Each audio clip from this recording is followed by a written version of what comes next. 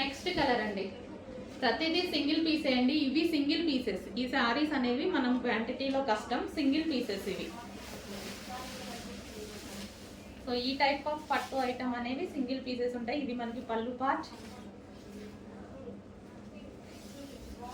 Overall sari different colour కదండి, different colour combination.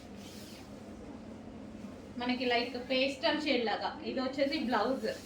అసలు colour ఇది పర్టికులర్గా అని కూడా చెప్పడానికి లేదు, ఎగ్జాక్ట్గా మీకు కనిపిస్తున్న కలరే. ఈ కలర్ ఏంటో నాకు కూడా ఐడియా లేదు.